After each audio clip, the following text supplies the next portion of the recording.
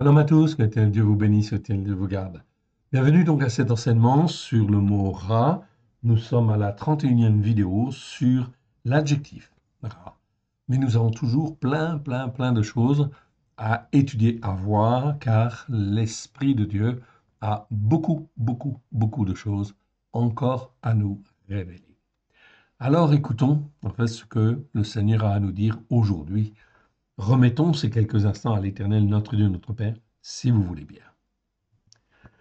Père très saint, nous te rendons grâce dans le précieux nom de Yeshua. Nul n'est comme toi dans le ciel. Ta parole est la vérité, étant ta main bienfaisante, qu'elle puisse nous transformer, oui, nous laver, nous purifier, nous sanctifier à la gloire de ton saint nom.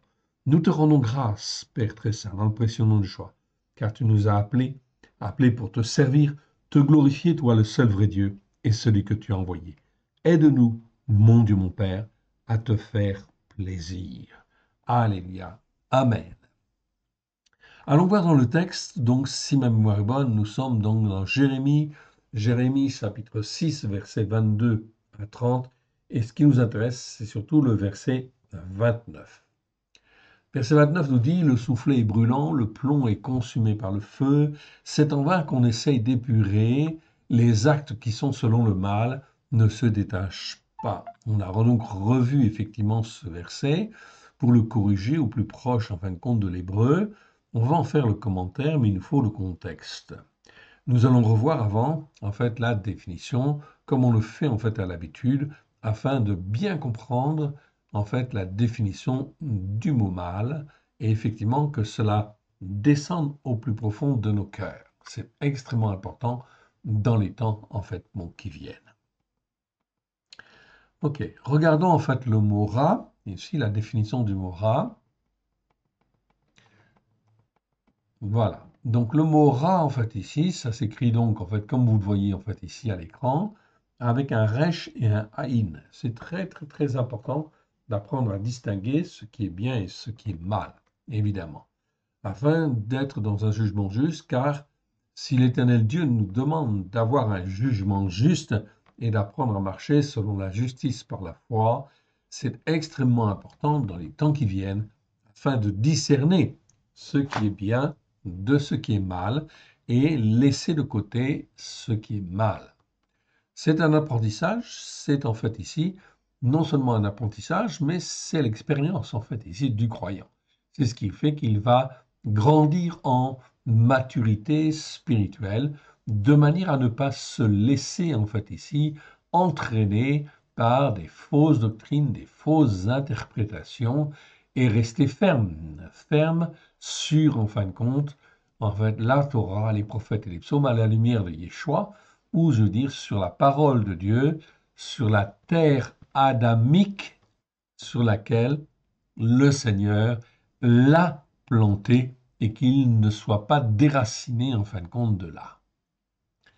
Donc j'ai utilisé volontairement le terme terre adamique afin de vous familiariser avec effectivement ce terme. C'est extrêmement important car lorsque Yeshua en fait ici nous rachète, ou plutôt l'Éternel Dieu nous rachète au travers de Yeshua, son Fils bien-aimé, il nous met sur une bonne terre, sur une terre adamique, c'est-à-dire sur une terre spirituelle, sur laquelle nous devons être, dans laquelle nous devons en fait prendre racine, comme un arbre, tout simplement, et que l'on puisse se nourrir justement des éléments de cette terre adamique, de cette terre spirituelle, de la parole de Dieu révélée, pleine de grâce et de vérité, afin de grandir. Bon, mais ça prend du temps.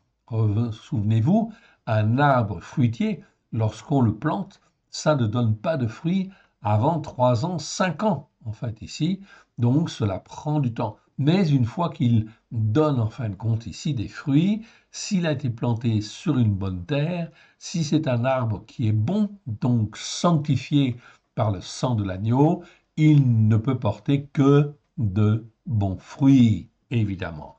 Vous voyez donc cette image, en fait, ici, très importante de la compréhension et, en fait, de la nécessité d'apprendre à discerner ce qui est bien et ce qui est mal.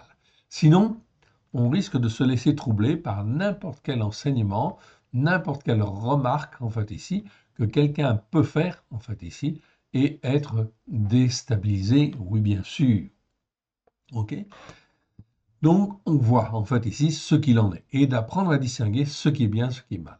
Donc ici, le mot rat existe 663 fois dans 623 versets. On répète cette définition car elle est très, très, très importante et on doit s'en familiariser tous les jours de notre vie. C'est un adjectif, ok? Numéro Strong 07451. La première fois, en fait, où il apparaît, c'est dans Genèse chapitre 2, verset 9, où l'Éternel met dans le jardin d'Éden l'arbre de la connaissance du bien et du mal.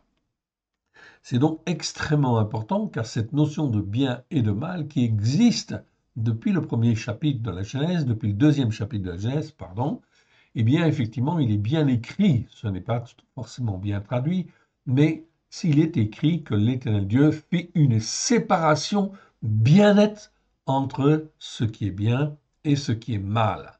C'est donc extrêmement important car quand je ne sais pas distinguer ou quand on fait ici, je vois quelque chose ou on me dit quelque chose, si je ne sais pas distinguer le bien et le mal, ça veut dire quoi? Ça veut dire que je manque de formation, je manque d'instruction, je manque en fait ici, l'iniquité pèse en fait encore sur moi et donc il faut effectivement que je me nourrisse dans la terre adamique, c'est-à-dire la terre dans laquelle l'Éternel Dieu nous a façonnés afin que nous soyons en fait des hommes et des femmes spirituels à la gloire de son Saint. Donc cette notion de terre adamique est très très importante, ok? Elle est jamais expliquée, voilà pourquoi j'en parle et j'en parlerai en fait encore afin que nous puissions être formés, façonnés comme Dieu le veut.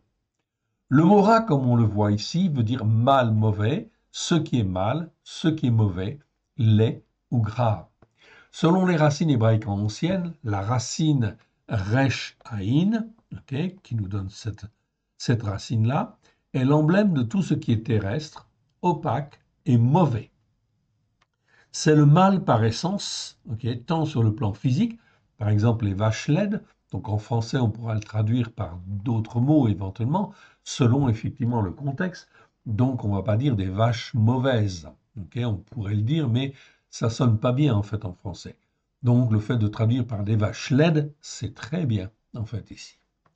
Donc des vaches laides en fait ici, que en fait ici le mot en fait ici rat va aussi parler de mal au sens ou spirituel, ok, pardon, mal au sens moral ou spirituel, le mal qui s'oppose à ce qui est bien, oui bien sûr. Il existe une variante de ce mot rat, c'est le mot ra'a que vous voyez là, donc c'est la forme allongée qui exprime d'abord le féminin en fait de l'adjectif rat. Donc ra, c'est le masculin, ra'a, c'est le féminin. Le mot ra'a, avec la terminaison kamatz et, en fait, ici, c'est-à-dire la finale, en fait, que vous voyez là, ok, peut aussi exprimer un mal augmenté. En fait, ici, c'est très important dans certains versets. Mal augmenté, en fait, ici, ça veut dire qu'au lieu de traduire par, effectivement, mauvais, ok, on va traduire par féroce, par exemple. Okay.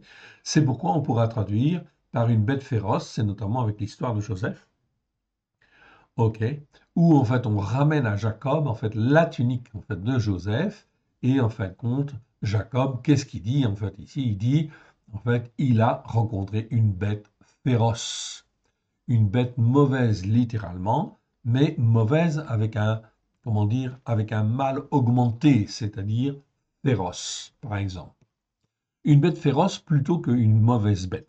Enfin, et effectivement, c'est très souvent le cas, en fait, ici, notamment chez les prophètes, le mot ra'a, en fait, il veut dire malheur. Donc, cette forme, en fait, est importante parce qu'on la voit très souvent.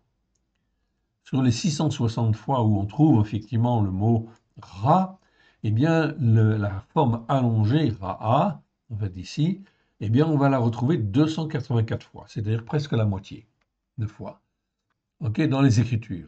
Notamment, simplement dans le livre de Jérémie, on trouvera 70 fois cette forme, en fait, ici, de mot, cet adjectif ici, dans la forme allongée. Le mot hébreu Ra exprime très exactement le malheur dû à la désobéissance et à la rébellion qui perdure. Donc là, on a une association effectivement entre le malheur et la rébellion ou la désobéissance qui perdure. Donc, ici, quelque chose de très très important. Okay. L'Éternel Dieu dit le Shabbat, okay, qu'il faut faire le Shabbat. Alors, il faut faire le Shabbat, oui, bien sûr. Okay, parce que, en fait, c'est ce qui est bien devant Dieu et ce nous apprend, en fait, ici, à un certain rythme d'obéissance et de soumission à ce que l'Éternel Dieu dit. C'est donc une très bonne chose. Okay.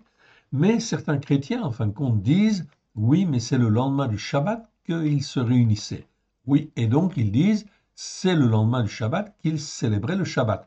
Non, là c'est une déformation. Donc il faut distinguer ce qui est bien et ce qui est mal. Il faut faire attention, ça peut être subtil. Oui, bien sûr. Donc l'Éternel Dieu ne change pas. Il dit, il faut faire le Shabbat, il faut faire les fêtes de l'Éternel. Donc ça, on le fait. Donc toute interprétation qui viendrait à dire le contraire de ce que dit la Torah, okay, avec grâce et vérité, c'est forcément mal, mauvais ou même pervers. Okay. Ça vise en fin de compte à donner une interprétation différente. Résultat des courses, ça entraîne des enseignements faussés et ça entraîne de la désobéissance et de l'insoumission à ce que Dieu dit. Donc c'est forcément mal, nécessairement mal. Okay. On ne peut pas revenir en fin de compte sur la Torah, les prophètes et les psaumes.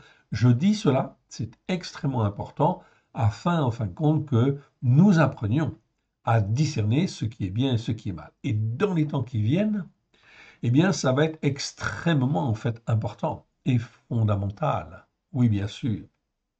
Okay. Au travers de l'actualité en fait ici, donc demain en fin de compte, le président Trump en fait ici est en fait institué dans ses fonctions.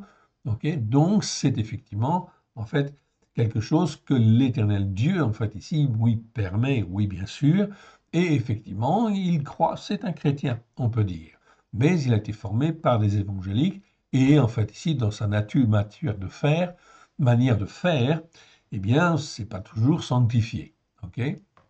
Mais c'est quelqu'un qui est là, en fin de compte, et que l'Éternel Dieu permet pendant 4 ans, afin de bousculer, en fait, les choses. Donc, devant Dieu, en fin de compte, ici, quelque part, c'est Dieu le permet, okay, et c'est un bien que cela bouscule, afin que les choses arrivent comme l'Éternel Dieu le veut, okay, mais en fin de compte, ça va bousculer beaucoup de choses, car ça va entraîner certainement en fait un certain nombre de tensions et de conflits dans le but, effectivement, que les uns et les autres, nous puissions apprendre à discerner, distinguer ce qui est bien de ce qui est mal. Nous avons également, en fait, ici, vous avez entendu, la libération, en fait, des otages. Ok, Israël a signé un accord avec le Hamas. Okay. Et effectivement, donc, avec la libération d'un certain nombre, en fin de compte, comment dire, de prisonniers. Donc 33 otages libérés d'un côté et puis 1000 en fin de compte prisonniers de l'autre. Est-ce que c'est bien? Ok. Donc vous voyez, cet accord sur le fond, c'est peut-être bien dans un certain sens, mais quelque part, devant Dieu, c'est pas bien. C'est pas bien pourquoi? Eh bien, c'est pas bien parce que l'Éternel Dieu dit qu'il ne faut jamais faire d'alliance avec les terroristes ou avec les étrangers qui sont comme des ours, c'est-à-dire en fait des étrangers hostiles. Jamais. Sinon, tu te fais avoir, tu donnes de l'importance en fait à cette organisation alors qu'elle ne devrait pas en avoir. Okay. Donc, c'est pas facile de juger. On est bien d'accord, mais il faut prendre des décisions. Okay. Donc, que Israël accepte, c'est une bonne chose. Il ne pouvait pas faire en fait autrement, mais cela va montrer aussi une chose très très importante à tout le monde, et notamment au monde des croyants, oui bien sûr, que le Hamas, c'est une abomination devant l'Éternel, et que c'est en fait ici une organisation terroriste, oui bien sûr, qui est là que l'on doit condamner, oui bien sûr. Donc quand je dis on doit la condamner, cela veut dire que avec notre bouche, nous devons dire et affirmer que, en fait, ici, le Hamas est une organisation terroriste, etc., et que tout ce qu'elle fait, en fait, ici, c'est mal devant Dieu. Et tous ceux qui travaillent ou soutiennent directement ou indirectement le Hamas, est-ce que c'est bien ou est-ce que c'est mal? Automatiquement, vous devez classer cela, en fait, dans la catégorie de c'est mal. Pourquoi? Parce que l'Éternel Dieu distingue, en fait, et fait une distinction, une séparation très nette entre ce qui est bien et ce qui est mal. Donc l'Éternel Dieu se sert d'Israël dans ce conflit. Pourquoi? Pour montrer en fait au monde en fait quelle position il faut avoir par rapport en fait ici à des organisations comme cela, en fait, ou par rapport à toute personne qui se comporte de cette manière-là, en fait ici, et qui s'élève contre Israël. Israël, que l'on soit d'accord ou pas d'accord, de toute façon, Israël est le premier-né. Donc le premier-né, ça veut dire quoi? Ça veut dire que Israël est choisi dans le but d'apprendre à discerner ce qui est bien et ce qui est mal, et à prendre position, montrer l'exemple, oui bien sûr, à toutes les nations. Et l'Éternel Dieu, au travers d'Israël, va montrer à toutes les nations du monde ce qu'il en est. Voilà pourquoi aujourd'hui, les yeux sont focalisés, bien évidemment, sur le Hamas et Israël, et sur la libération de ces otages. Cela va durer 6 semaines. Donc, au cours de ces 6 semaines, eh bien, les hommes et les femmes ont la possibilité de voir ce qui est bien et ce qui est mal, d'apprendre à discerner. Alors, je vous encourage en fait aussi à regarder, observer et à dire, selon la parole, c'est bien, selon la parole, c'est mal. C'est extrêmement important afin d'apprendre en fait à juger. C'est extrêmement important car dans les temps qui viennent, en fait ici, la situation politique, la situation économique, la situation sociale, la situation en fin de compte de tout, en fait ici, de nos nations, va se retrouver en fait ici dans une situation catastrophique. Vous avez bien entendu, c'est la calamité, ce sont les catastrophes qui vont venir. Ok? Tout ce que nous avons vu, ce n'est que les prémices, en fait, ici, de la colère, en fait, bon de Dieu, mais l'Éternel Dieu se lève, oui, bien sûr, et entre en jugement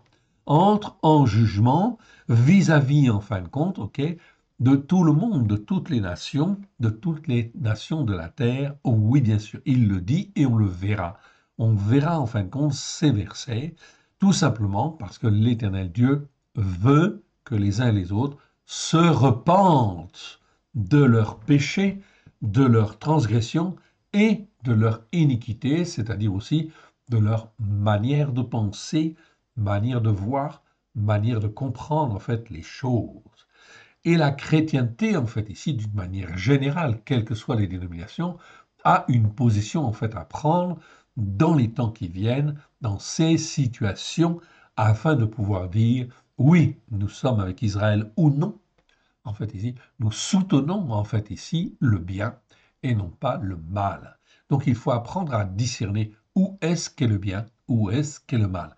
C'est la parole de Dieu qui le détermine et personne d'autre. On continue. En définitive, ok, on y reviendra tout à l'heure. En définitive, selon les Écritures, en fait ici, donc d'une manière en fait très très très claire, en fait ici, ok, le malheur, ra'a, est très clairement la conséquence des péchés, des transgressions, des iniquités qui perdurent dans le temps. Donc si les péchés, les transgressions, les iniquités perdurent dans le temps, ça va automatiquement entraîner en fait le malheur. Ok?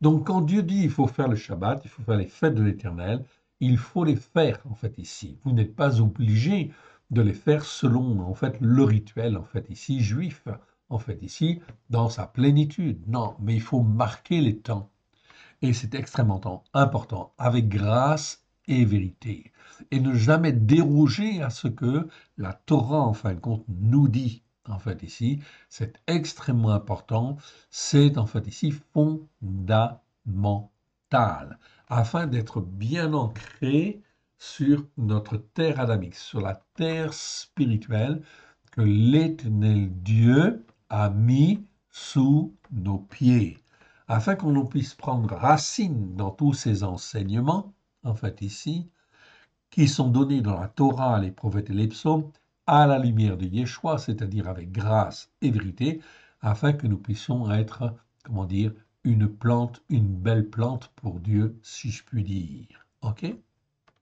Il y a des mots en fait en hébreu qui sont jamais traduits, effectivement, mais qui nous parlent de cela. Ça s'appelle la végétalisation. Comme vous l'entendez, en fait, végétalisation, ça veut dire devenir comme un arbre, en fait, ici, ok? Enfin, comme un arbre qui porte du fruit, qui est florissant, qui est majestueux, etc. Ok?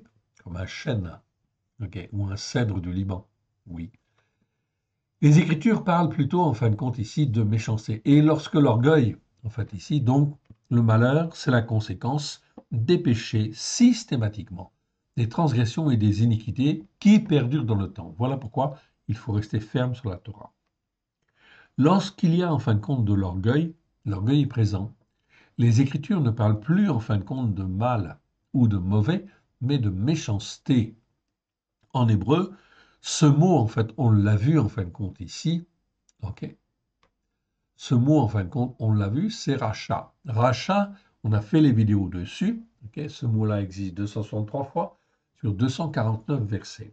Vous le voyez, je retrouve en fait ici dans le mot, en fait ici, le resh.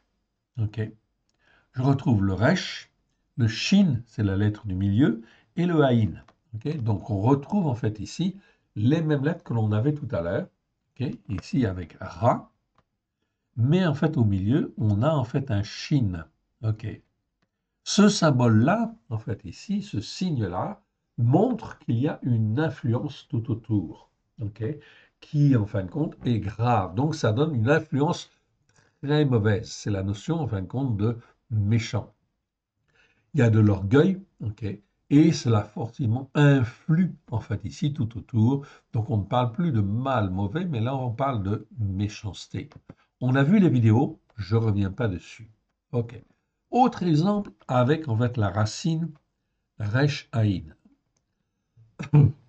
Resh Aïn, on l'a vu la dernière fois. Ok. Donc ici, Resh Aïn, ça veut dire mal, mauvais. Ok. Mais en fait, il y a un autre mot, en fait ici, c'est un verbe. C'est en fait ici Resh Aïn Aïn, comme vous le voyez là. C'est-à-dire la dernière lettre, Aïn, est doublée. Ça, c'est un verbe, 83 fois dans 80 versets, numéro strong 07 489. La première fois, c'est dans Genèse 19.7. On en a parlé déjà, à la forme en fait simple, au cal, ce qu'on appelle au cal en fait en hébreu.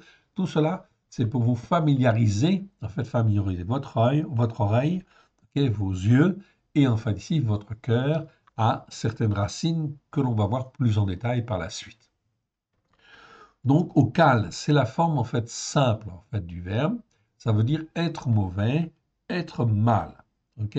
Donc, comme par exemple, Moshe fut mal, ok, parce qu'il a vu ceci ou fait cela, vu cela, etc. Ça lui fait mal, c'est ra'a. Ok? Mais ra'a, c'est un verbe aussi qui veut dire, en fait, il veut dire faire mal. Au ifil, donc c'est une forme verbale en fait, différente. Là, ça veut dire faire le ifil. Faire quelque chose. Eh bien, dans ce cas-là, quand ce verbe est au ifil, c'est faire le mal ou faire du mal, en fait, tout simplement. Eh bien, ce verbe-là, en fait, ici, ça peut être un homme qui fait le mal. Ok, on va donc trouver ce, en fait, verbe-là. Mais on va aussi se trouver là, se trouver ce verbe dans, en fait, certains versets où, en fait, l'Éternel dit, en fait, ici, je commence à faire du mal, en fait, ici, sur mon peuple. Pourquoi? Parce que, en fin de compte, son peuple persévère dans les iniquités, persévère dans les péchés, persévère dans les transgressions, et ce que Dieu veut, en fait, ici, c'est redresser, en fait, ici, son peuple. Oui, bien sûr. Donc, il va y avoir une gradation. Il va faire des épreuves, il va faire ceci, il va faire cela. Ok, et même parfois, ça peut être, en fait, ici, faire mal, mais d'une mal, en fait, ici, d'une manière assez importante, en fait, ici. Le but de cela, c'est toujours d'appeler à la repentance, ok, et effectivement de faire grandir, en fait, ici, le croyant qui en est l'objet. Rappelons en fait ici, dans ce verbe, la dernière lettre, c'est la lettre Aïn. Rappelons en fait ici que le signe Aïn, ici, donc le dernier, en fait ici, signe, le signe Aïn, est en général le signe du sens matériel, l'image du vide ou du néant, ou encore de tout ce qui est courbe, faux, pervers, mauvais. Okay. Donc, répéter 2 fois dans ce verbe, il y ajoute d'autant plus d'intensité. Voilà comment, en fin de compte, l'hébreu, en fait, aussi fonctionne. Tout cela, en fait, ici, c'est important. Tout cela, c'est pour nous apprendre à découvrir, en fait, l'hébreu. Nous allons bientôt, en fait, éditer, comme je vous l'ai dit, ok, je le répète, ok, la Torah, en fait, ici, c'est-à-dire les 5 premiers livres, dans une version française hébreu, avec, en fait, des commentaires, en fait, au-dessus. La version, en fait, aussi, ici, sera écrite en grand format, donc le texte hébreu sera, en fait, en grand format, de manière à ce que les uns et les autres, nous puissions découvrir, en fait, ici, petit à petit, les mots, les signes, en fait, ici, ok, que l'Éternel Dieu nous donne dans sa parole, afin, effectivement, de pouvoir corriger, en fait, ici, les traductions, en fait, ici, que nous avons, car il y a beaucoup, malheureusement, beaucoup d'erreurs, en fait, ici. Ou, en fin de compte, d'erreurs ou de déviations, bien évidemment. Tout cela est dû, en fin de compte, au mal qui, en fait, ici, existe malheureusement, existe, en fait, sur la terre, et, en fait, là où il faut apprendre, justement, à distinguer ce qui est bien et ce qui est mal, et mettre ce qui est mal de côté. On revient donc à notre texte, ici, Jérémie chapitre 6, versets 22 à 30, et on va effectivement, en fait, ici, lire ce passage et on va le commenter. Donc Jérémie chapitre 6, versets 22 à 30. Ainsi parle l'Éternel. Donc ce qui nous intéresse, c'est surtout le verset 29, le dernier verset, mais on a besoin du contexte, donc on va en fait lire le début en fait aussi. J'ai un certain nombre de commentaires à vous faire. Ainsi parle l'Éternel, voici, un peuple vient du septentrion, une grande nation se lève des extrémités de la terre. Donc hier c'était Babylone, oui bien sûr. Aujourd'hui c'est toutes sortes de mal en fait ici qui peuvent venir même de l'intérieur. C'est pareil, c'est la même image, ok. C'est toujours en fait le mal qui est là pour corriger et rectifier le tir. Verset 23. Ils portent l'arc et le javelot, ils sont cruels et sans miséricorde. Ils sont cruels et sans miséricorde. J'attire votre attention. OK, voilà un ennemi. Oui, bien sûr. OK, que l'Éternel permet. Il n'y a pas, en fin de compte, d'homme ou de puissance qui existe sur la terre sans, en fait, l'aval de Dieu.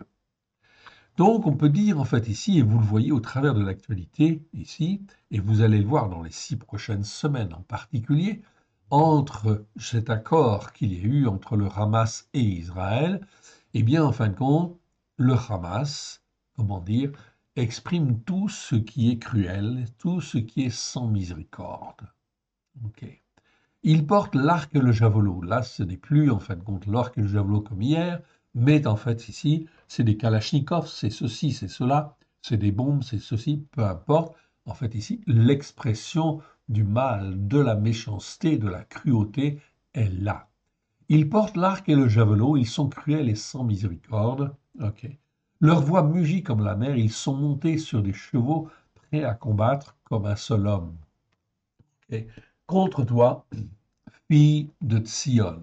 Eh oui, fille de Sion, je vous ai donné en fait ici déjà une explication sur cette expression. Fille de Sion, ce sont les croyants.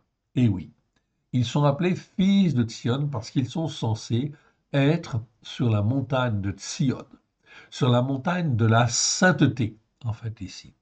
Donc je dis bien que tous les croyants sont appelés en fait ici pour Dieu, au travers du sacrifice en fin de compte de l'agneau, sont en fait ici appelés à monter sur la montagne de Sion et à se sanctifier, oui bien sûr.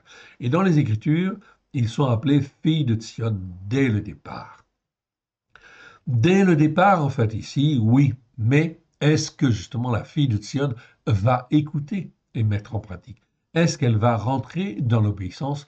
Est-ce qu'elle va plier le genou? Ou est-ce que l'orgueil est là? Ou est-ce que l'iniquité, en fait ici, c'est-à-dire la tradition dans laquelle elle a été élevée, mais aussi, en fait ici, les faux enseignements, est-ce que, en fait ici, ça lui permet de rentrer dans l'obéissance et la soumission à Dieu? Fille de Sion, c'est un appel à l'obéissance. C'est un appel à la soumission pleine et entière à la Torah, les prophètes et les psaumes, à la lumière de Yeshua, avec grâce et vérité. Au bruit de leur approche, nos mains s'affaiblissent. La détresse oppressante qui amène l'angoisse, j'avais déjà parlé en fait ici de ce mot-là, okay, c'est le mot en fin de compte ça, qui n'est pas très bien traduit dans nos Bibles, c'est des fois traduit par détresse tout simplement ou par angoisse.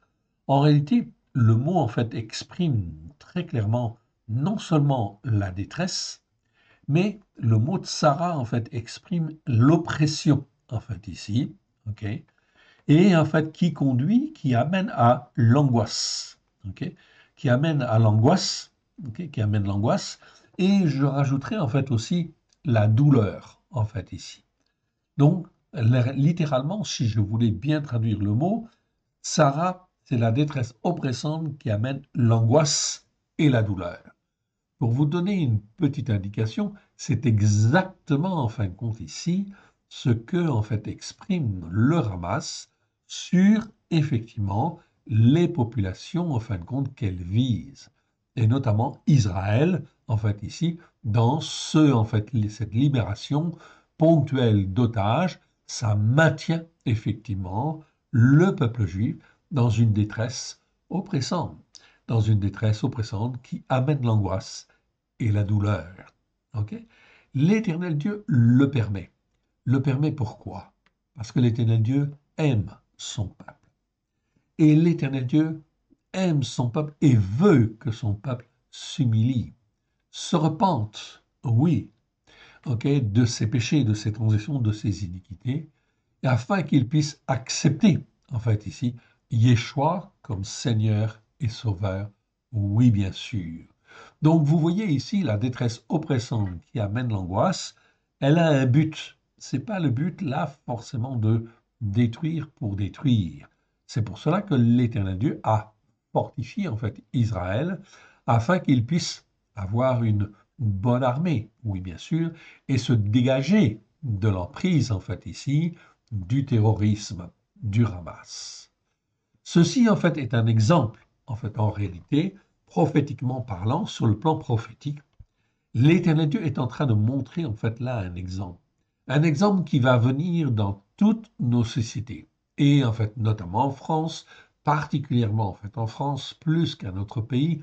Pourquoi? Parce que la France est un peuple choisi. Les Français sont un peuple choisi pour en fait ici prendre position en fin de compte avec la parole de Dieu afin d'être bien ancrés sur sa terre adamique, c'est-à-dire sur les enseignements que l'Éternel Dieu, sur le terreau en fait spirituel que l'Éternel Dieu veut, afin d'être formé, façonné comme il le veut, afin de soutenir, aider en fait Israël, qui est le grand frère, si je puis dire, ou l'aîné.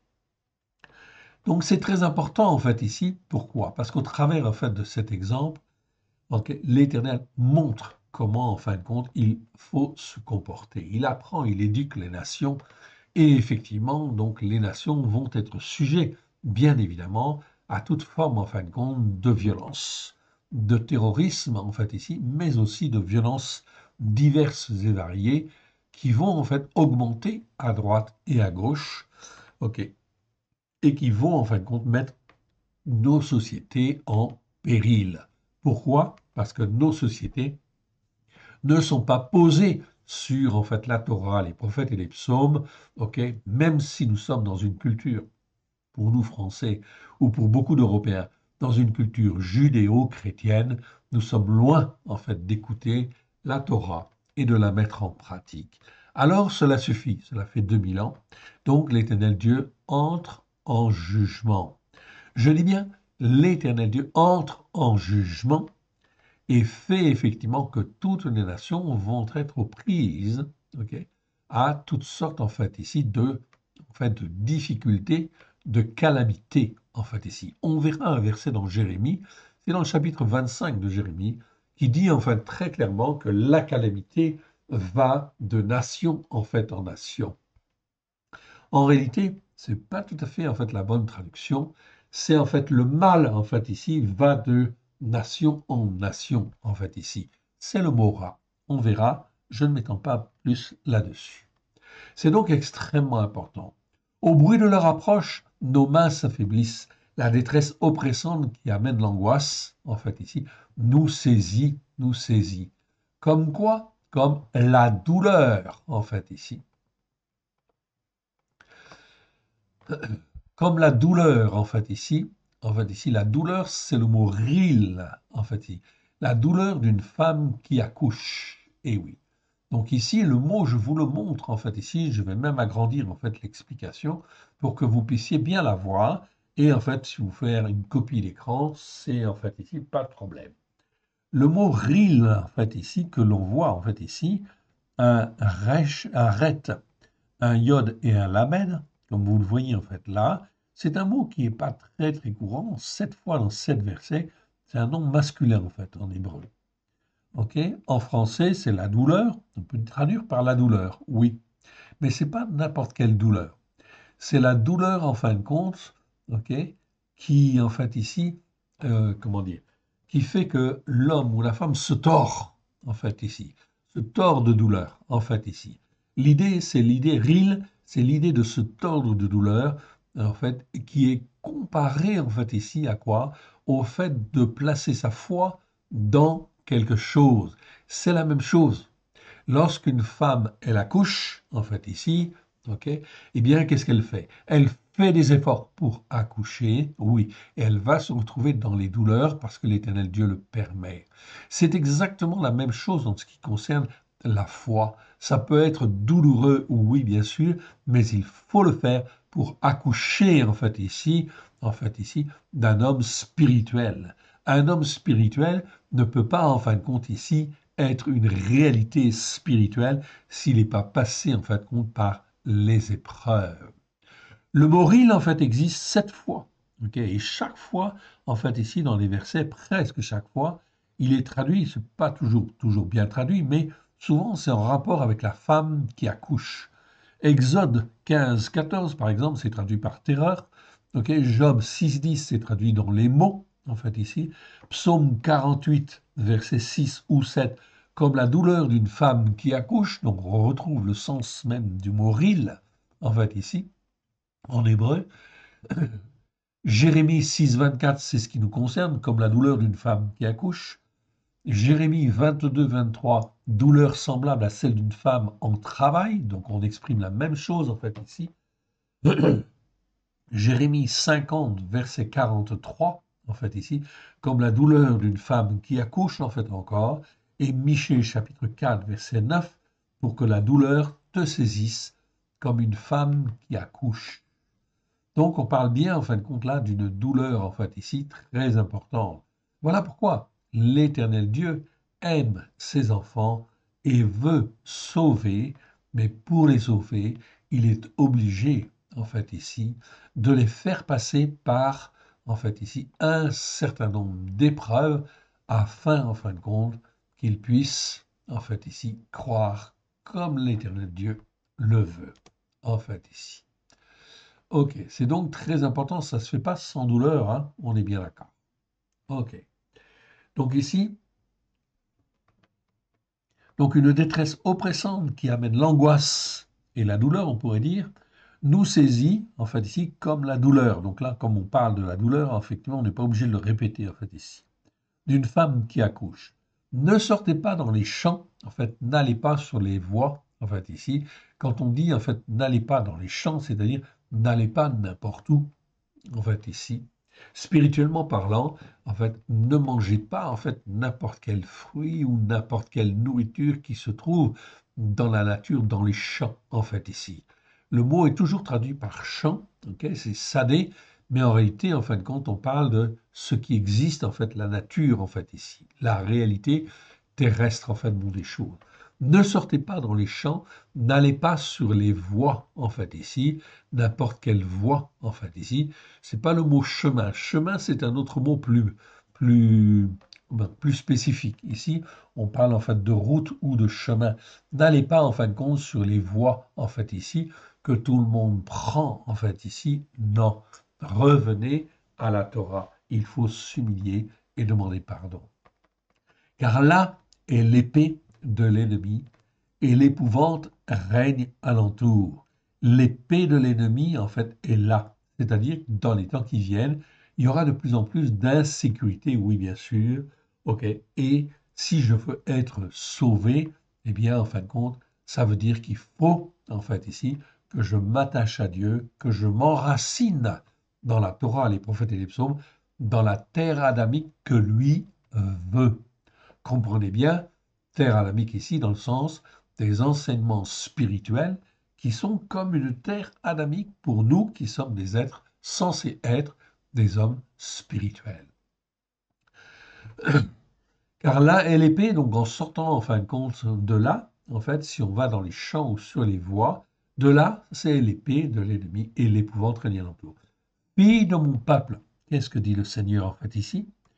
Fille de mon peuple, toi qui as été racheté, qui en fin de compte a été racheté par le sang de l'agneau, fille de mon peuple. Okay. Le Seigneur dit, couvre-toi d'un sac et roule-toi dans la cendre. Ça veut dire quoi? Humilie-toi, repens-toi, en fait ici, afin effectivement que tes péchés te soient pardonnés, tes transgressions et tes iniquités, ta manière de voir, ta manière en fin de compte de comprendre en fait les choses, ok, la tradition dans laquelle tu as été élevé, bien sûr, en fait, elle nous entraîne à des raisonnements qui sont faux. Donc, ils ne me permettent pas de distinguer ce qui est bien de ce qui est mal, selon les Écritures. Le critère, c'est toujours, toujours, toujours les Écritures. Voilà pourquoi on a fait le mot mishpat, souvenez-vous, okay, qui est dit plus de 400 fois, et on a fait tous les versets. Il y a 33 vidéos sur le jugement juste. Tout cela, on a pris du temps tout simplement pour aider en fait le croyant à écouter et à mettre en pratique et à être selon les jugements justes de l'Éternel. Si on n'est pas selon les jugements justes de l'Éternel, ça va poser problème dans les temps en fin de compte qui viennent, les temps bousculés qui vont venir. C'est pour ça que le Seigneur dit, couvre-toi d'un sac dès maintenant, roule-toi dans la cendre, prends le deuil comme pour un fils unique, comme si tu avais perdu un fils unique, verse des larmes amères, car le dévastateur vient sur nous à l'improviste. Bien sûr, aujourd'hui, en 2024, ce n'est pas en fin de compte Babylone qui va venir, non, ok. Mais en fin de compte, l'oppresseur, il peut s'exprimer, en fait, ici, de différentes manières, oui, bien sûr, au travers de calamités qui vont venir à droite et à gauche et qui peuvent être internes, comme la montée, en fait, des gangs, en fait, ici, qui distribuent de la drogue. Nous avons entendu aux actualités, en fait, ici, qu'une ville, effectivement, de l'Est de la France, si ma mémoire est bonne, en fait, ici, avait été saccagée, 3 bâtiments administratifs, plus, en fait, des véhicules, plus, en fin de compte, une grue, enfin, une grue, un engin de terrassement, en fait, je ne sais plus lequel. Okay. Bref, en fait, ici, une violence, en fait, extrême, tout simplement parce qu'ils voulaient avoir un local pour distribuer la drogue, effectivement. Mais regardez dans quel monde, en fait, ici, on vit. De plus en plus, en fait, ici, il va y avoir de la violence à droite et à gauche. Le Seigneur le permet dans un seul but, que tous ces enfants, que tous ceux qui font partie, en fait, de Sion, puissent se repentir et venir sur la montagne de la sainteté.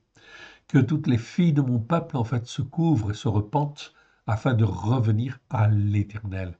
Car le dévastateur vient sur nous à l'improviste, c'est-à-dire il nous surprend. Ok. Donc, la méchanceté va venir à droite et à gauche. Verset 27, le Seigneur dit à Jérémie, je t'ai établi en observation parmi mon peuple comme une forteresse, pour que tu connaisses et sondes leur voie. Pour que justement, en fin de compte, toi, Jérémie, tu sois une forteresse, en fait, ici, et qu'aujourd'hui, en fin de compte, eh bien, de la même manière, l'Éternel Dieu nous fortifie afin que nous puissions voir ce qui se passe tout autour, et il nous institue comme une forteresse afin que l'on puisse connaître, apprendre à discerner ce qui est bien et ce qui est mal, pour aider ceux qui sont, en fait, qui font partie, en fait, des enfants de Sion. Oui, des fils et des filles de Sion, qui s'égarent à droite et à gauche, qui ont un cœur pour servir l'Éternel, mais qui, en fait, ont été élevés dans l'erreur. Verset 28. Ils sont tous rebelles, dit le Seigneur à Jérémie. Okay. Ils sont tous rebelles, des calomniateurs, de l'airain et du fer. Ils sont tous corrompus. Et pourtant, en fait, ici, l'Éternel parlait du peuple de Juda à l'époque. C'étaient tous des croyants. Ils faisaient tous le Shabbat, ils faisaient tous les fêtes de l'Éternel. Oui, ils étaient croyants, ils pratiquaient, mais le cœur n'était pas là. C'est ça, en fin de compte, qui est très, très important. L'Éternel Dieu sonde les cœurs et on ne trompe pas Dieu. Dans les temps qui viennent, c'est extrêmement important de faire attention, en fin de compte, à ça. Regardez ce qui est dit, en fait, ensuite, verset 29. C'est le verset qui nous intéresse. Le soufflet est brûlant. Le plomb est consumé par le feu, en fait, ici. C'est en vain que l'on essaie d'épurer. Les actes qui sont selon le mal ne se détachent pas. Ici, en fin de compte, on a corrigé en fait le verset, tout simplement parce que ici, vous avez en fin de compte ici une expression, en fait ici, c'est le verbe en fait saraf. Ok. Saraf, oui, c'est vrai que ça veut dire épurer, c'est bien. Mais le verbe en fait ici de saraf exige deux fois. Il est en fin de compte d'abord conjugué en fait d'une certaine manière, on appelle au cas l'infinitif, en fait ici, je ne vais pas rentrer trop dans la grammaire, en fait ici, ce n'est pas le but. Okay. Mais ici, j'ai un cas l'infinitif. Et le verbe, en fait, il est répété, je le retrouve en fait ici. Donc dans le texte hébreu, on a le verbe qui est répété deux fois. Okay. Donc quand c'est répété deux fois, c'est parce que le Seigneur, il insiste. Et il montre en fait ici quelque chose qui va arriver avec certitude, par exemple, ou en fin de compte, quelque chose qui est difficile en fait à faire. C'est pour ça qu'ici, on ne peut pas traduire par c'est en vain que l'on est pur, c'est pas suffisant. Mais c'est mieux de dire c'est en vain que l'on essaie d'épurer. C'est-à-dire qu'il y a différents essais, mais en fin de compte, okay, au travers de ceci, au travers de cela, l'Éternel Dieu fait toujours quelque chose dans le but de ramener, dans le but d'amener à la repentance, afin que l'homme et la femme soient bien ancrés sur sa terre adamique, okay, que ses racines soient bien ancrées, profondément en fait ancrées, comme un chêne, comme un cèdre du Liban, et que dans ce cas-là, la calamité en fait peut venir, les vents violents peuvent venir, ok, l'arbre est indéracinable. Ok. Spirituellement, ça s'appelle la végétalisation. Bon, ok, ça ne veut pas dire qu'on devient un arbre, ok, mais ça veut dire qu'on devient solide, qu'on devient inébranlable, etc. Et ça, c'est quelque chose de très, très, très intéressant, ok, spirituellement parlant. Donc ici, retenez que le mot, en fin de compte, en hébreu, est répété deux fois, d'où l'intérêt, oui, bien sûr. Et voilà pourquoi nous allons éditer, évidemment, la Torah en français et en hébreu, avec le texte en hébreu en grand format, de manière à ce que les uns et les autres, nous puissions découvrir petit à petit les racines hébraïques, les mots hébreux, et être interpellés par tel passage ou tel mot, oui, bien sûr, afin de ne pas se laisser entraîner par des fausses doctrines, des choses qui n'ont jamais été enseignées, effectivement, en fait ici, chez les croyants, d'une manière générale. Ok. Alors ici, c'est en vain que l'on essaie d'épurer, très bien, et ensuite il est dit, les actes qui sont en fin de compte mal, qui sont selon le mal, ok, ne se détachent pas. Le mot en fait ici en hébreu, c'est raïm. Ok, je vous le montre, voilà, tant qu'à faire. Ça va vous permettre de le voir en fait ici. Okay. Verset 29. en fait, ici. OK? Donc, on va chercher, en fait, ici, le mot Raïm. Le mot Raïm, vous l'avez là. Je vous le montre. OK? Pour ceux qui savent un petit peu lire l'hébreu. OK? Donc, je vais Ve Raïm. Donc, j'ai, en fait, ici, Resh Aïn. OK? Et ensuite, j'ai le pluriel, tout simplement. OK? Un masculin pluriel. OK? Donc, le mot, en fait, est au pluriel. OK? Alors, comment on va traduire, en fait, ce mot-là? La seconde traduit par les scories. Les scories ne se détachent pas. Mais ça ne nous parle pas beaucoup, en fait. Les scories, qu'est-ce que ça veut dire? Bien sûr, les scories, c'est des choses qui restent, en fait, dans le métal, ok, et qui sont, effectivement, en fin de compte, comme des choses impures, effectivement. Ok? Malgré le feu, etc., ça ne s'en va pas. Ici, en fait, c'est pas tout à fait ça qu'on est en train de dire. On est en train de souligner, en fait, un fait très important. C'est qu'en fait, ici, les actes, en fait, hélas, on l'a retraduit de manière à ce que ce soit plus compréhensible. C'est au pluriel. Donc, comme c'est le mot ra, qui veut dire mal, mauvais, et c'est au pluriel. Donc, on va dire les actes qui sont selon le mal, en fait, ici, raïm, en fait, en hébreu, ne se détachent pas. C'est-à-dire tout ce que l'on fait, en fait, ici, qui est selon le mal, en fait, ici, ne se détache pas. Pourquoi? Parce que ça manque de repentance. Ça manque, en fait, ici, de prise de conscience. Et, en fait, on ne sait pas distinguer ce qui est bien et ce qui est mal.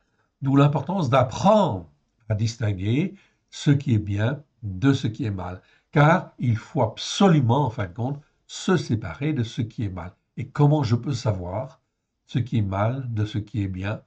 Il n'y a pas 36 solutions. C'est la parole de Dieu qui nous enseigne et qui nous apprend ce qui est bien et ce qui est mal. Encore une fois, en fait ici, dès en fait ici les premiers chapitres de la Genèse, dès le deuxième, je vais même dire, affirmer, le Seigneur, en fin de compte, fit une séparation entre le bien et le mal.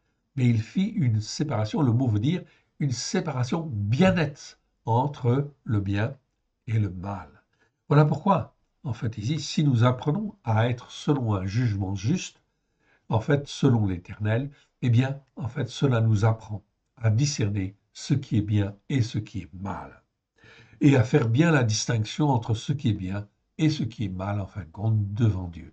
C'est un apprentissage, rassurez-vous, comme l'arbre qui est planté en fin de compte dans la terre ne donne pas des fruits tout de suite, effectivement, il faut qu'il grandisse, il faut qu'il soit bien ancré, bien enraciné, etc. C'est exactement la même chose pour chacun de nous. Nous devons être bien enracinés sur les enseignements de la Torah, des prophètes et des psaumes pour avoir des racines, en fait, solides et des racines qui nous permettent effectivement de prendre la nourriture dans la terre adamique qui nous convient afin de porter les fruits en fait que l'Éternel Dieu veut que l'on porte. Est-ce que l'Éternel veut que l'on porte des fruits?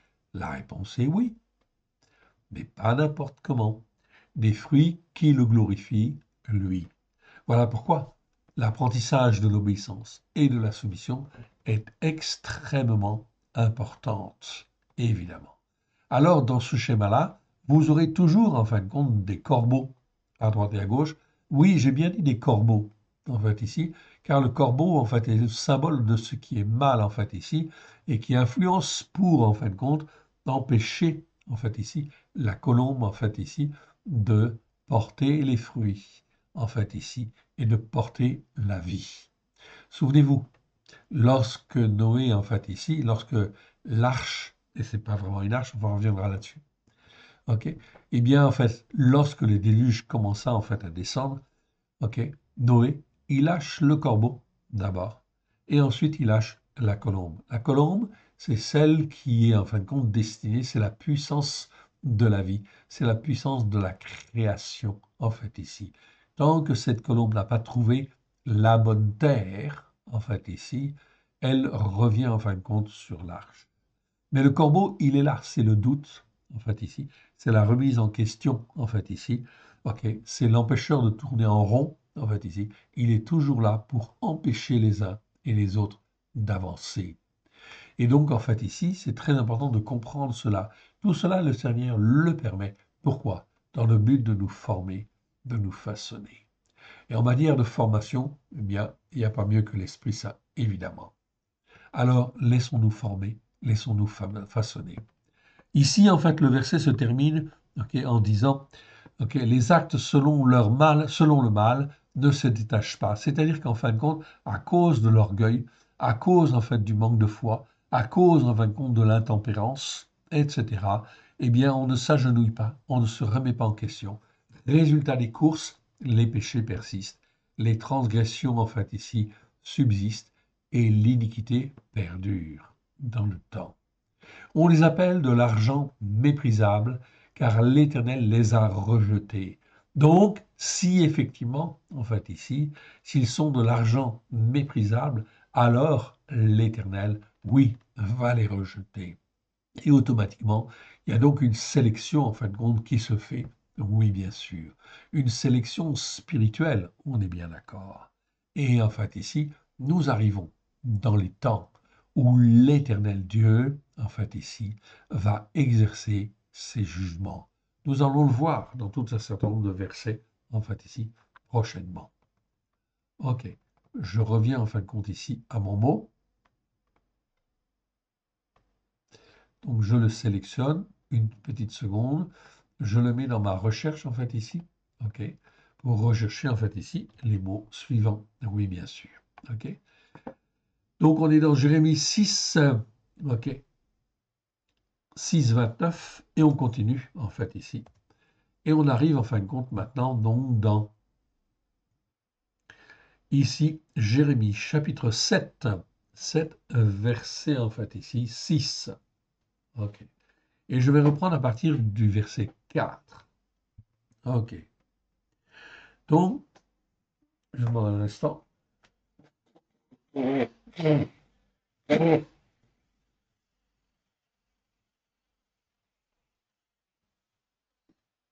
Excusez-moi. Donc, le Seigneur nous dit ici, ok, donc dans ce chapitre 7 de Jérémie, à partir du verset 4, ok, donc on va lire du verset 4 au verset 11. Ne vous livrez pas à des espérances trompeuses en disant, c'est ici le temple de l'Éternel, le temple de l'Éternel, le temple de l'Éternel. Ok. Bien sûr, à l'époque, c'était des croyants. Et le temple, il était là, oui. Mais ce n'est pas parce que le temple, il est là, que, en fait, ici, Judas va être sauvé. Il faut qu'il soit, en fait, ici, dans leur cœur, travaillé, en fait, ici. C'est exactement la même chose, en fait, aujourd'hui, avec, en fait, ici, tous les croyants, en fait, ici, ok, tous les croyants de la chrétienté, merci, en fait, ici, parce qu'ils disent, en fait, ici, nous croyons en Christ, et parce que nous croyons en Christ, nous allons être sauvés des calamités qui viennent. C'est la même chose, en fait, ici, quand on dit c'est le temple, ici c'est le temple, ici c'est le temple. Comme si je disais, en fait, ici, ok, je connais Christ, ok, j'ai donné mon cœur, ok, à Christ, c'est le choix, j'ai été baptisé, donc, en fait, les calamités, c'est pas pour moi. Mais si je suis racheté, c'est dans le but d'être planté sur la terre adamique, ok, donc sur une terre spirituelle, dans le but, en fait, effectivement, que je puisse prendre racine, que je puisse en fait ici m'élever comme Dieu le veut et porter les fruits que l'Éternel Dieu le veut. Il y a donc tout un travail qu'il faut faire. Verset 5. Le Seigneur dit au travers de la bouche de Jérémie, si vous réformez vos voies et vos œuvres, si vous pratiquez le jugement juste, aïe. Ok, donc là je retrouve en fait ici le mot mishpat dont je vous parlais tout à l'heure. Je ne reviens pas sur la définition. Le mot existe 421 fois dans 406 versets. On a vu tous les versets. Je vous renvoie aux vidéos sur le mot jugement juste. Ok. Eh bien, en fait, le Seigneur dit ici, si vous pratiquez un jugement juste, ok, entre un homme et son prochain, en fait, ici, eh bien, ça, c'est une bonne chose. Ok. Donc, le Seigneur, en fin de compte, dit ici que ce n'est pas ce que vous faites, en fait, actuellement. Donc, il faut effectivement se poser les questions. Verset 6.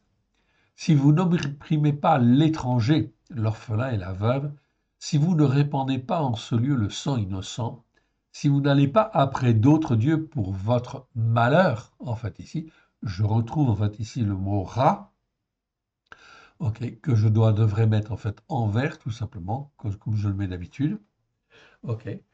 Eh bien en fait ici, ok, je ne dois pas aller aussi après d'autres dieux. Alors beaucoup de chrétiens disent, oui, mais moi je n'opprime pas l'étranger, ok, je n'opprime pas ni l'orphelin ni la veuve, etc.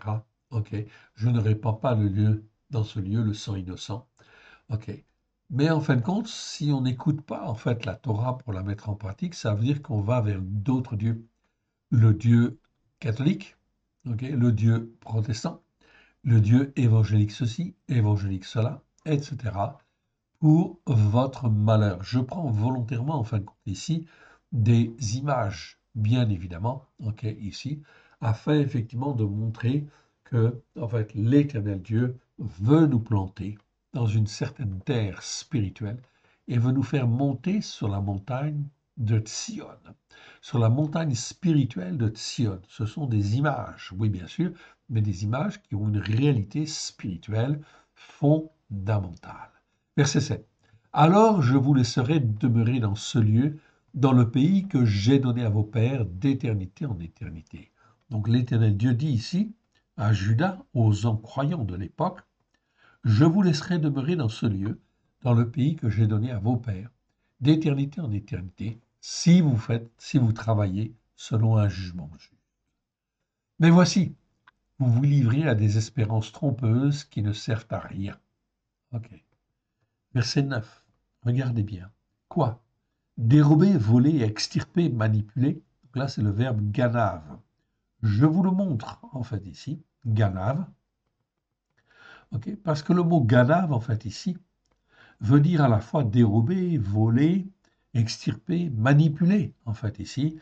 Voilà pourquoi, en fin de compte, on a été obligé, en fin de compte, de les mettre les uns derrière les autres pour bien expliquer, en fait, le sens de ce mot ganave, qui n'existe, en fait, ici que 39 fois dans 36 versets. Okay. Donc, ok, je ne vous montre pas les autres versets, ce n'est pas la peine. Ça nous donne ensuite une petite idée ici. Quoi? Dérober, voler, extirper, manipuler, tuer, commettre des adultères, jurer faussement, offrir de l'encens à Baal, aller après d'autres dieux que vous ne connaissez pas. Puis, vous venez vous présenter devant moi dans cette maison sur laquelle mon nom est invoqué, et vous dites, nous sommes délivrés. C'est afin de commettre toutes ces abominations, c'est-à-dire de vivre comme on vivait, oui. Lorsque je donne mon cœur et ma vie à Yeshua, ok, c'est extrêmement important. La première chose que je dois effectivement voir, c'est dire, Seigneur, me voici devant toi, sonde mon cœur, sonde mes reins, vois si je suis sur une mauvaise voie et remets-moi sur la voie de l'éternité.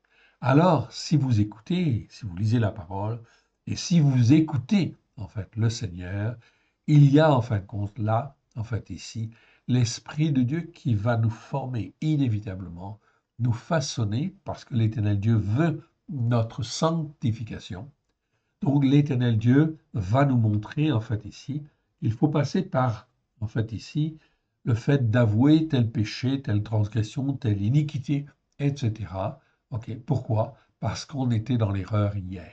Et ce n'est pas le fait que je donne mon cœur et ma vie à Yeshua qui, en fin de compte, ici, va être suffisant pour me former et me façonner. Oui, bien sûr, le sang de l'agneau lave, purifie parfaitement. Oui, mais dans le but de nous former, dans le but de nous façonner, de faire que l'on porte en fait les fruits que Dieu veut. Verset 11. Est-elle à vos yeux une caverne de voleurs, cette maison sur laquelle mon nom est invoqué? Est-ce que je peux dire je suis à Christ et puis continuer de vivre comme je vivais en fait hier? Non. Je le vois moi-même, déclaration de l'Éternel. Allez donc au lieu que m'avait consacré, qui m'était consacré à Shiloh. Donc l'Éternel Dieu, en fin de compte, ici, rappelle. Là, nous sommes au temps de Jérémie, donc il y a le temple à Jérusalem. Mais l'Éternel Dieu rappelle qu'avant, effectivement, le temple, il y avait un lieu très saint. Il y avait le tabernacle, en fait, à Shiloh. Allez donc au lieu qui m'était consacré, à Shiloh, où j'avais fait autrefois résider mon nom. Et voyez comment je l'ai traité. À cause de quoi? OK? À cause de quoi? Eh bien, en fait, ici, je retrouve en fait ici le mot mal. Donc, dans la traduction seconde, c'est traduit effectivement par méchanceté. Non, c'est pas le mot méchant, en fait, ici, méchanceté, c'est le mot rat que vous voyez là. Donc, ici, il faut traduire, en fait, en disant, OK, à cause du mal, OK, du mal que faisait mon peuple d'Israël. Donc, parce que le peuple d'Israël ne savait pas ou ne voulait pas distinguer ce qui est bien et ce qui est mal, résultat des courses, en fait, ici, le, même le temple de l'Éternel, le tabernacle où l'Éternel faisait résider son nom, a été en fait détruit tout simplement parce que, en fait, ici, le peuple d'Israël faisait ce qui est mal devant Dieu. Donc, on retrouve en fait ici une chose très très importante. La distinction entre ce qui est bien et ce qui est mal est extrêmement importante et fondamentale. Et maintenant, puisque vous avez commis toutes ces actions, déclaration de l'Éternel, ok, Neum Adonai, c'est toujours traduit par dit l'Éternel, mais c'est plutôt en fait une, comment dire, quelque chose d'officiel, comme si on disait déclaration de l'Éternel. Puisque je vous ai parlé dès le matin et que vous n'avez pas écouté, puisque je vous ai appelé et que vous n'avez pas répondu, je traiterai la maison sur laquelle mon nom est invoqué, sur laquelle vous faites reposer votre confiance, et le lieu que j'ai donné à vous et à vos pères, de la même manière que j'ai traité Shiloh. Donc l'Éternel Dieu dit bien en fait ici qu'il va détruire en fait le temple de Jérusalem. Pourquoi? Parce qu'en fin de compte, les gens plaçaient leur confiance dans ce temple. Qu'est-ce que cela veut dire pour nous en fait en 2024? Prophétiquement parlant, ok, où sont les temples? Eh bien, vous avez le temple catholique, oui, ok, ou l'Église catholique. Vous avez le temple protestant, ok, ou les temples protestants, peu importe. Vous avez en fin de compte aussi là les maisons, en fait, ou les lieux spirituels des évangéliques. Eux, ils n'ont pas forcément de temple, en fait, ici, mais c'est pareil. C'est un lieu spirituel auquel les uns et les autres se confient et ils disent, en fin de compte, voilà ce qu'a dit le pasteur. Voilà, en fait, quel est l'enseignement, en fait, ici. Et il prévaut sur l'enseignement qui est sur la montagne de Sion. Alors, en fin de compte, ok, l'Éternel Dieu ici dit, je traiterai la maison sur laquelle mon nom est invoqué, sur laquelle vous faites reposer votre confiance, et bien toutes ces églises, en fait, ici, qui sont comme des temples, des lieux idolâtres, en fait, ici, qui monopolisent, en fait, la foi des uns et des autres, et qui les met dans une confiance, en fait, ici, une mauvaise confiance, tout cela va être détruit. Et oui, c'est terrible, mais c'est ce qui va se passer. Et je vous rejetterai loin de ma face, comme j'ai rejeté tous vos frères, toute la postérité d'Éphraïm. Il faut que ce soit comme ceci. L'histoire est un perpétuel recommencement. Hier, Dieu a jugé, en fait, ici son peuple, a jugé le temps, a jugé le lieu, en fin de compte, dans lequel, en fait, ici, les enfants d'Israël faisaient reposer, en fait, ici leur foi. De la même manière, aujourd'hui, vous pouvez transposer, en fait, spirituellement, prophétiquement, c'est exactement pareil. Donc, attention, en fait, aux doctrines, aux fausses doctrines, oui, bien sûr. Toutes les doctrines qui ne sont pas posées, je vais être très clair, toutes les doctrines qui ne sont pas posées sur la Torah, les prophètes et les psaumes, à la lumière de Yeshua, eh bien, sont toutes entachées d'erreurs, en fait, ici, d'enseignements déviationnistes, etc. OK. Et effectivement, de mauvais enseignements, c'est-à-dire des choses qui sont fourbes, tordues, mauvaises. Donc là, on est dans le mal, en fait, ici, tout simplement. Donc il faut apprendre à distinguer ce qui est bien et ce qui est mal. Alors, quand Paul dit sortez, sortez du milieu d'eux, eh bien c'est ça que Paul veut dire. Sortez en fin de compte de tous les lieux où en fin de compte il y a le mal. En fait ici, où le mal s'exprime. On n'enseigne pas la vérité, évidemment. Je vous rejetterai loin de ma face, verset 15, comme j'ai rejeté tous vos frères, toute la postérité d'Éphraïm. Donc voilà, en fait, ici, Éphraïm a été rejeté en 722 avant Jésus-Christ. Et ici arrivent en fait ici les années 586 où Jérusalem va être détruite. C'est-à-dire environ 150 ans plus tard. Eh bien, effectivement, Juda, en fait, ici, va être rejeté.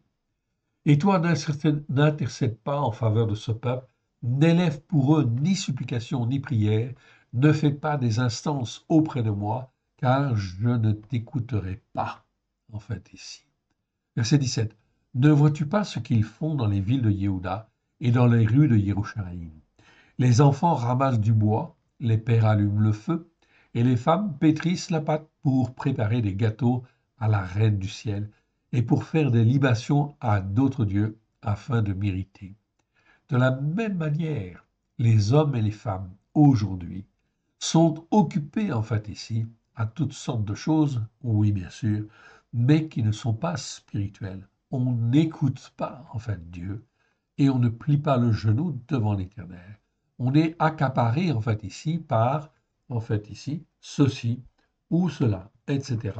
Et on occupe son esprit et on occupe en fait sa vie à des choses en fin de compte de néant. C'est comme si on offrait des gâteaux à la reine du ciel et pour faire des libations à d'autres dieux afin de mériter, au lieu en fin de compte d'honorer l'éternel Dieu. C'est pourquoi ainsi parle mon Adonai l'Éternel. Voici, ma colère et ma fureur se répandent sur ce lieu, sur les descendants d'Adam et sur les quadrupèdes. Donc ici, on voit en fait ici, c'est sur les descendants d'Adam. Donc ici, j'ai le mot Adam. Ok? C'est-à-dire qu'on ne parle même pas de Ish en fait ici, c'est pourquoi ainsi parle mon Adonai, l'Éternel. Donc la vocalisation en fait ici de l'Éternel, c'est pas Yeva comme d'habitude, c'est Yehovi en fait ici. Donc les vocalisations, on verra ça plus tard. Ok? C'est en fait aussi très important. Voici, ma colère et ma fureur se répandent, se répandent sur ce lieu, sur les descendants d'Adam. Ok. Adam, en fait, ici, Adam existe 551 fois dans 526 versets. Cela veut dire que tous les descendants d'Adam, qu'ils soient croyants ou non croyants, effectivement. Donc là, on est sur tous ceux qui sont, en fin de compte, présents sur la terre, qui sont des hommes, des êtres humains sur la terre. Sur les descendants d'Adam, l'Éternel va répandre sa colère et sa fureur. Oui, bien sûr. Parce qu'on n'a pas écouté, parce qu'on ne veut pas écouter, parce qu'en fait ici, on ne veut pas plier devant le genou devant celui qui a créé le ciel et la terre. Ok. Donc ici, retenez, c'est bien le mot Adam en fait ici. Donc nous avons distingué Adam de Enoch et en fin de compte de Ish et de Géber. Et sur les quadrupèdes, donc ici nous parlons des quadrupèdes. BMA, c'est plutôt, en fait, c'est traduit par animaux, oui bien sûr, ou les bêtes, dans la plupart du temps, mais en réalité c'est plutôt les animaux à quatre pattes qui effectivement sont, en fait ici, euh, sur quatre pattes, mais haut sur pattes, c'est-à-dire c'est pas en fait des grenouilles ou c'est pas des lézards, etc. Ok, c'est tout ce qui est à quatre pattes en fait, etc. Haut sur pattes, on va dire. C'est une distinction biblique. Pourquoi les quadrupèdes sont mis en fait à part ici? Les quadrupèdes, les quadrupèdes, donc c'est-à-dire à l'époque, c'était les brebis, c'était en fait les chameaux, c'était les dromadaires, c'était les boucs, c'était en fait ici tous les animaux à quatre pattes, ok, les taureaux, les vaches, etc. Ok, et les chevaux en fait aussi et les ânes, oui bien sûr. Et tous ces animaux-là, ça constituait quoi en réalité? Eh bien, hier, quand Dieu veut les bénir, il bénissait en fait les uns et les autres, et il bénissait en fait ici tous les possessions de l'homme. C'est-à-dire en fait ici, il bénissait l'activité commerciale, en fait ici, ou l'activité de production, en fait ici. Si je transpose en fait au niveau prophétique aujourd'hui, BMA en fait ici, ce qui hier était les quadrupèdes, aujourd'hui BMA, c'est toute l'économie en fait ici. Voilà pourquoi en fait ici vous voyez en fait des usines fermées et ceci en fin de compte qui ne fonctionne plus en fait ici, c'est-à-dire toute la richesse économique, ce qui constituait la richesse économique hier, en fait ici, va en fait en se dégradant et détruite, frappée de malédiction, évidemment. vous voyez effectivement que cela va contribuer inévitablement à développer une détresse oppressante qui, en fait, amène l'angoisse et la douleur. Oui, bien sûr. C'est pourquoi ainsi parle mon Adonai l'Éternel. Voici ma colère et ma fureur se répandent sur ce lieu, sur les descendants d'Adam. Donc là, il n'y a plus de distinction, en fait, ici, entre les uns et les autres. Et sur les quadrupèdes, c'est-à-dire sur toute l'activité, en fait, économique, en fait, on va dire quelque part. Sur les arbres des champs, en fait, ici, donc ils sont visés, oui, bien sûr. Donc les arbres de la nature, en fait, on peut dire, ok, sur les arbres des champs et sur les fruits, en fait, ici, de la terre adamique, en fait, ici. C'est-à-dire la terre qui devait, en fait, ici, fournir de bons fruits, mais qui, en fait, compte, ne va plus, en fait, les fournir. Elle brûlera, elle ne s'éteindra point. Quoi donc? Eh bien, la colère et la fureur, en fin de compte, de l'Éternel. Ok? On aurait certainement pu dire, en fait, ici, elles brûleront, ok, et ne s'éteindront point, en fait, ici. Ok. Donc, vous voyez ici, c'est quelque chose, en fin de compte, de terrible. Ce qui se prépare, les jours qui viennent, sont des jours, en fait, ici, très, très, très mauvais. 2025, en fait, ici, est en fait une année, en fait, ici, où beaucoup de choses vont se mettre en place et ça va, en fin de compte, être très, très, très, très dur. OK. Jérémie, en fait, ici, Jérémie chapitre 7, verset 23, en fait, ici. OK. 23, 23 à 28. On va lire celui-là. OK. Mais voici l'ordre. Donc, on est dans Jérémie chapitre 7, 23 à 28. Mais voici l'ordre que je leur ai donné. Écoutez ma voix, je serai Elohim pour vous. OK? C'est-à-dire, je ne serai pas votre Dieu. C'est pas écrit votre Dieu en fait en hébreu. Je serai Elohim pour vous, c'est-à-dire le Dieu de la vie en fait ici. OK? Donc c'est très très important. Écoutez ma voix et je serai Elohim pour vous.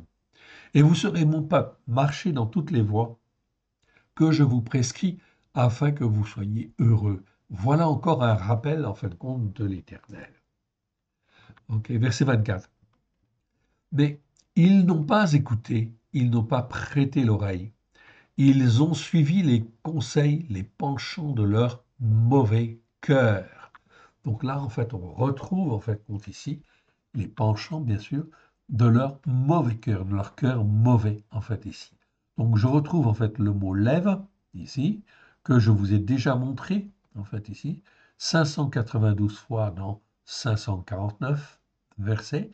Donc là, on parle du cœur. Okay, ce n'est pas le cœur physique, hein, c'est le cœur, en fin de compte, le cœur, le centre de nos pensées, en fait, ici, de tout ce qui nous attire, nous motive, etc. Ok, c'est le cœur spirituel, on va dire, hein, ou le cœur intellectuel, comme vous voulez. Vous l'appelez comme vous voulez. C'est le leba, en fait, ici. Ok. Donc ici, le cœur, les penchants de leur cœur. Ils ont suivi les penchants de leur cœur, de leur mauvais cœur, dit le Seigneur. Ici, je retrouve en fait ici le mot ra que l'on étudie, ok, de leur mauvais cœur. Donc notre cœur, il est mauvais dès le départ. Voilà pourquoi, lorsque je donne mon cœur et ma vie à Yeshua, je suis racheté, en fait ici, afin que l'Éternel Dieu puisse nous travailler, nous façonner par son esprit avec grâce et vérité au travers de Yeshua, afin que tout ce qui est mauvais dans nos cœurs puisse être mis de côté. Sinon, en fait ici, on suit les mauvais penchants de son cœur. Et si l'on suit les mauvais penchants de son cœur, ok, eh bien, en fin de compte, ils ont été en arrière et non en avant. C'est ce que l'Éternel Dieu. Ils n'ont point écouté. Ok. En réalité, le verset commence par un V, en fait, ici. Donc, on aurait très bien pu, en fait, ici, à la place de et, on aurait très bien pu mettre mais. Mais ils n'ont point écouté, ils n'ont point prêté l'oreille, ils ont suivi les conseils, les penchants de leur mauvais cœur, ils ont été en arrière et non en avant. Ok, ok. Depuis le jour où vos pères sont sortis du pays de Misraïm jusqu'à ce jour, je vous ai envoyé tous mes serviteurs, les prophètes. Je les ai envoyés chaque jour dès le matin, mais ils ne m'ont point écouté, ils n'ont point prêté l'oreille, ils ont raidi leur cou, ils ont fait ce qui est mal. Donc là, je retrouve en fait ici, non pas l'adjectif qu'on a vu en fait ici, mais le verbe qu'on a vu tout à l'heure dans la définition, c'est ra'a. Ils ont fait ce qui est mal. Et là, il est conjugué en fait oifil, donc c'est bien faire ce qui est mal. Ils ont fait ce qui est mal parce qu'ils ont suivi les penchants de leur mauvais cœur. Et donc là, c'est donc quelque chose de terrible, oui bien sûr. Plus que leur père, c'est-à-dire, en fait, ça s'envenime toujours d'une génération à l'autre, ça va en fin de compte de plus en plus mal, en fait ici. Verset 27. Si tu leur dis toutes ces choses, ils ne t'écouteront pas. Si tu cries vers eux, ils ne te répondront pas. Donc, l'Éternel avertit Jérémie. Alors dis-leur, c'est ici la nation qui n'écoute pas la voix de l'Éternel, son Élohim, et qui ne veut pas recevoir instruction, en fait ici. La foi a disparu, elle s'est retirée de leur bouche. Ici, en fin de compte, je retrouve le mot, en fait, Emouna, dont je vous ai parlé. On ne l'a pas étudié dans le détail, mais c'est le mot Emouna, qui est traduit dans ce verset par la vérité. Non, non, ce n'est pas la vérité, c'est la foi. Emouna, c'est la foi. Donc, dans ce verset, la foi, en fin de compte, elle est très importante, oui, bien sûr. OK. Et en fait, le Seigneur nous dit, en fait, ici, la foi a disparu, elle s'est retirée de leur bouche. Et parce qu'elle s'est retirée, en fait, de leur bouche, eh bien, en fait, la calamité, en fait, ici, va venir. Parce qu'ils ne se repentent pas. Alors, ce que nous avons à faire, oui, bien sûr, on va s'arrêter, en fait, là, ici. OK. Et en fait, la prochaine fois, on reprendra donc à Jérémie, en fait, ici. 7:30. OK. 7:30. Et on reprendra là. OK. On va remettre, en fait, au Seigneur ce que nous avons entendu. Seigneur, nous te rendons grâce. Merci, Seigneur, pour ta parole. Nous te rendons grâce dans le précieux nom de Yeshua. Que tout ce qui n'est pas de toi, dans le nom d'Yeshua, s'en aille dans les nuits arides. Que ce qui est de toi soit loin de grâce et de vérité, et puisse trouver un écho dans notre cœur, Seigneur. Sonde nos cœurs, sonde nos reins, fais que tous les mauvais penchants de nos cœurs soient révélés, Seigneur, et nous les déposons aux pieds, en fait, ici, à tes pieds, Seigneur Yeshua, afin que tu nous formes, que tu nous façonnes à la gloire de Dieu le Père, par ton esprit, afin que nous puissions être filles et filles de Sion, à la gloire de l'Éternel. Que Père très saint, nous puissions grandir comme toi tu le veux et porter les fruits que toi tu veux, à la gloire de ton saint nom. Alléluia. Que l'Éternel Dieu vous bénisse, que l'Éternel vous garde. Shalom à tous. Amen.